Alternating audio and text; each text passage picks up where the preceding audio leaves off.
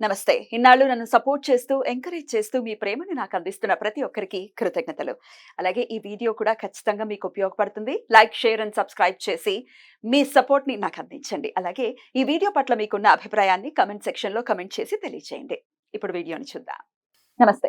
Welcome to our channel. నేను పద్మిని. ప్రస్తుతం మనతో పాటు ప్రముఖ ఆధ్యాత్మికవేత్త, వాస్తు జ్యోతిష పండితులు నిట్టల ఫణి భాస్కర్ శర్మ గారు మనతో పాటు ఉన్నారు. మాట్లాడదాం. నమస్కారం అండి. బాగున్నారా? నేను బాగున్నానండి. నర్మదా పుష్కరాలు వస్తున్నాయి అంటే దాని అర్థం గురువు మారుతున్నారు అని. మే 1వ తారీఖు గురువు వృషభ రాశిలోకి వెళ్ళబోతున్నారు కాబట్టి సంవత్సరం కాలం పాటు ఆయన అక్కడే ఉంటారు కాబట్టి ద్వాదశ రాశులకి కూడా ఇచ్చేటటువంటి ఫలితాల గురించి ఒక్కసారి మీ ద్వారా తెలుసుకోవాలనుకుంటున్నాను. అయ్యో తప్పకుండా. గురుడు అంటే సంక్రమణం అనేటువంటిది కొన్ని గ్రహాలకి మాత్రమే చెప్పారు. ఉదాహరణకి రవి మార్పు ఉందనుకోండి, మేషం, కర్కాటకం, లేకపోతే తుల, లేకపోతే మకరం, ఈ సంక్రమణాలకి ప్రాధాన్యత ఎక్కువ. కర్కాటక సంక్రమణం దక్షిణాయనం, మకర సంక్రమణం ఉత్తరాయణం, అలాగే తులా సంక్రమణంలో ఉన్నప్పుడు కార్తీక మాసం, మేష సంక్రమణంలో ఉన్నప్పుడు వైశాఖ మాసం, చాలా ప్రాశస్త్యమైనటువంటి రోజులు. అలాగే మకరంలో ఉన్నప్పుడు కూడా ఈ కావేరీ నదిలో స్నానం చేయమంటారు. మరలా అటువంటి ప్రాశస్త్యం కలిగిందే గురుడి యొక్క మార్పు. ఈయన ఇప్పుడు మేషరాశి నుండి వదిలిపెట్టి కృత్తిక నక్షత్రం 2వ పాదమైనటువంటి వృషభ రాశిలోకి ఆయన సంచారం చేస్తూ ఉన్నారు.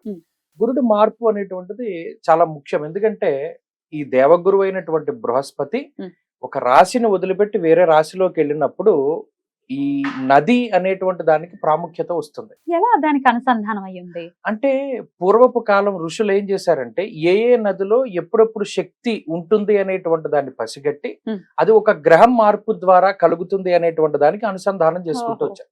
ఇప్పుడు తులారాశిలో రవి ఉన్నప్పుడు కావేరీ నదిలో చేసినటువంటి స్నానానికి ప్రాముఖ్యత ఎక్కువ.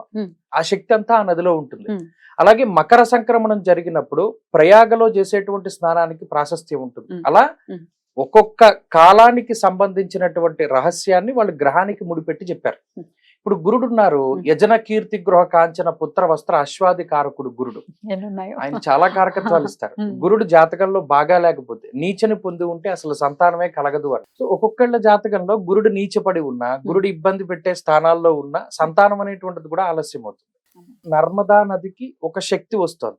ఎప్పుడు 1వ తారీఖు నాడు మధ్యాహ్నం 1 గంట, సరిగ్గా 1 గంటకి ఆయన వృషభ రాశిలోకి అనగా కృత్తిక 2వ పాదంలోకి వెళుతున్నప్పుడు ఆ ముక్కోటి దేవతలు వచ్చి ఆ నర్మదా నదిలో స్నానం చేస్తారు.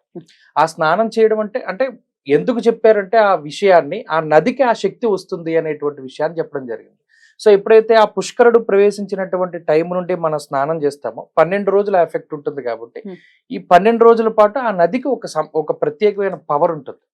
అందులోనూ అఘమర్షణ స్నానం అనేటువంటిది చెప్పారు. అనగా ఏదైనా ఒక నదికి గాని, పుణ్యనదికి గాని, పుష్కరానికి గాని వెళ్ళినప్పుడు సంకల్పపూర్వకంగా స్నానం చేయాలి.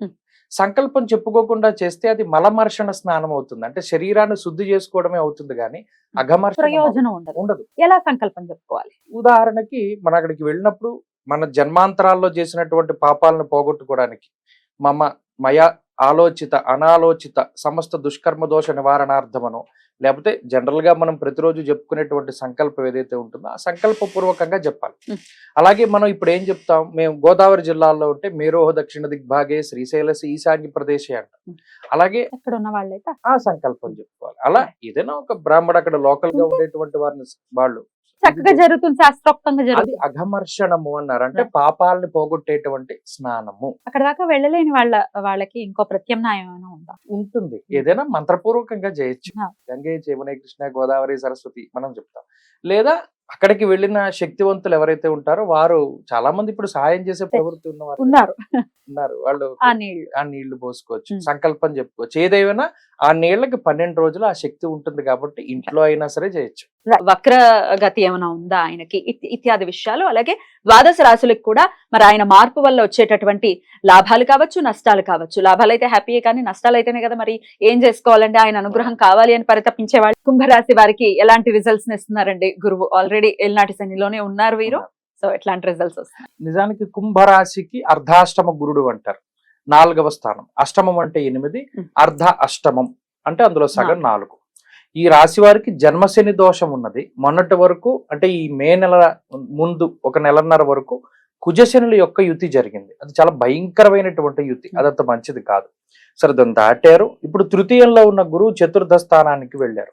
చతుర్థ స్థానం కూడా అంత మంచిదేం కాదు. యాచనం బుద్ధి చాంచల్యం తేజోహానిర్ ధనర్వ్యయం అన్నారు. అనగా చతుర్థంలో గురుడు ఉండడం వల్ల ఎవరి మీదనైనా సరే ఆధారపడేలా చేస్తారు.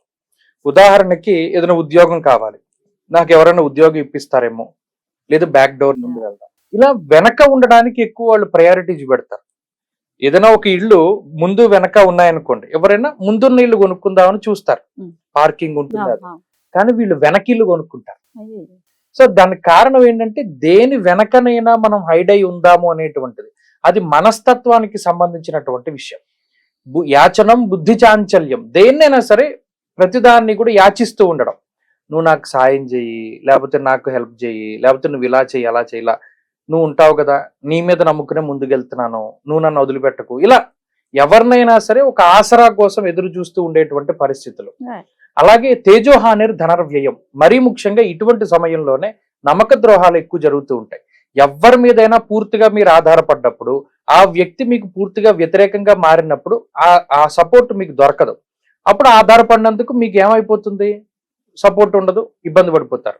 సో అప్పుడు మీకు నమ్మక ద్రోహం జరగడానికి, మోసపోవడానికి, లేదా ఎవరికైనా డబ్బు ఇచ్చి మోసపోవడానికి, ఇవన్నీ కూడా ఈ పీరియడ్ లోనే ఎక్కువ జరుగుతాయి. కాబట్టి కుంభరాశి వాళ్ళు చాలా జాగ్రత్తగా ఉండడం మంచిది. అందులోనే ఏలినాటి శని కూడా ఉంది కాబట్టి దీనివల్ల ప్రత్యేకించి వీళ్ళకి వచ్చేది ఏంటంటే బద్ధకం, వాయిదా వేసుకోవడం, ప్రతి పని కూడా ఇతరులకు అప్పచెప్తూ ఉండడం, ఇవన్నీ కూడా దీని లక్షణాలు. అయితే రాహు చాలా అనుకూలంగా ఉన్నారు.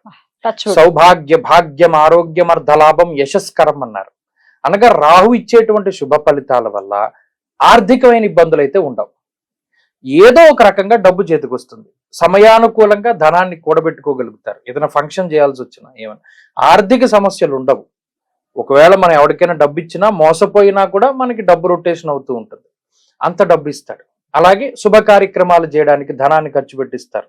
కాబట్టి రాహు బలంగా ఉన్నారు కాబట్టి కొంత ఈ గురువు శని ప్రతికూలంగా ఉన్న కొంచెం ఊరటనిస్తారు. కానీ ఇవన్నీ కూడా దృష్టి పెట్టుకోవాలి.